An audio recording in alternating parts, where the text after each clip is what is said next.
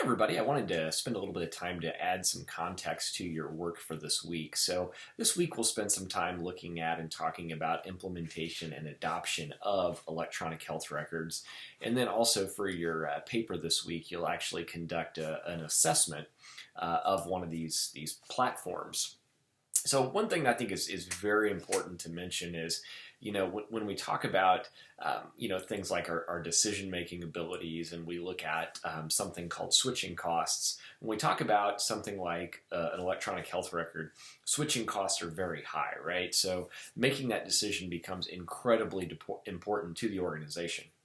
And in most cases, this decision is typically led by the CIO. There's almost always a committee. Your board of directors has usually has some weigh in on this, as it's almost always a capital expenditure beyond what can be spent without board approval. But the wrong decision here can be incredibly costly. And if you talk to organizations that have an EHR that they're not happy with, oftentimes the follow-up question to that is, well, why don't you move to another one? And the response I almost always get is, that's very expensive. And it is. And it's also a long, drawn-out process, right? I compare this to something it's on the opposite end of that spectrum. Something some of us maybe have done before, like switching our cell phone provider. So in today's age, if I decide I've had it with a given provider, let's say Verizon, for example, and I want to move. I take my Verizon phone and I go to, let's say, AT&T or T-Mobile, and I say I have a year left in my contract. I'm sick of Verizon. I'm ready to make the move. So what happens? In less than an hour's time, usually, I'm bought out of my existing contract. I'm given a promotional deal on a new phone, and thanks to new changes on number portability, I even have the same phone number. And I walk out of that store. I might even have the exact same model of phone I had on my old provider, an iPhone or an Android, whatever it is I'm using. So switching costs are, in some case, zero. They'll incentivize you heavily to make the move. And then the other cost, my time, is also pretty minimal. Okay, no major disruption to my life. Whereas to the flip side, if I look at changing my EHR platform, it's major turbulence, right? So I have to deprecate an old system. I have to keep that old system running until the new system is ready to go. I have to train users on my new system. I have to implement the system. I many times have to purchase additional pieces of technology, not just software licensing. I have to train a whole bunch of users. I have to manage the go live. And then even after all that's done, there's growing pains afterwards, right?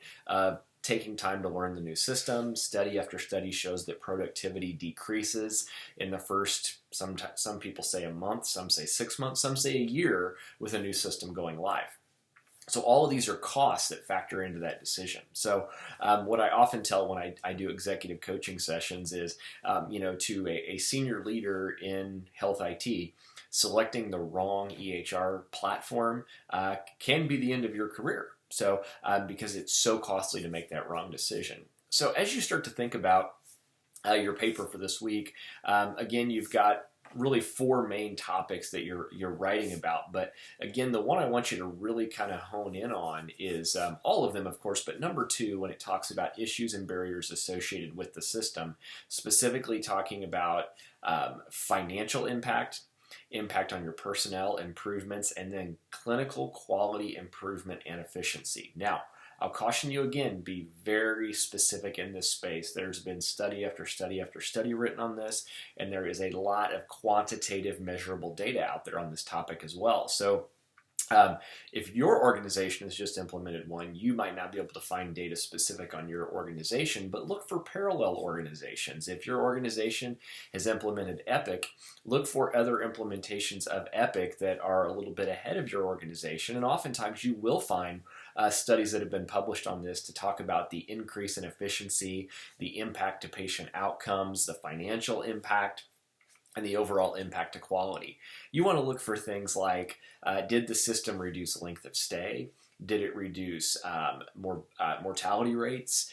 Did it increase patient satisfaction? Did it increase clinical staff satisfaction?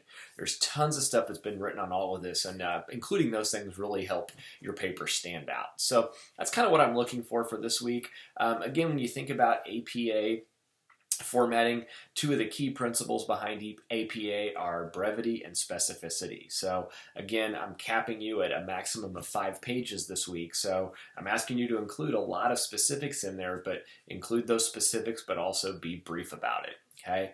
Again, use those level 1 headings at a minimum. In many cases, you'll need level 2 headings. If you have any questions, feel free to reach out, and I look forward to seeing your work for this week.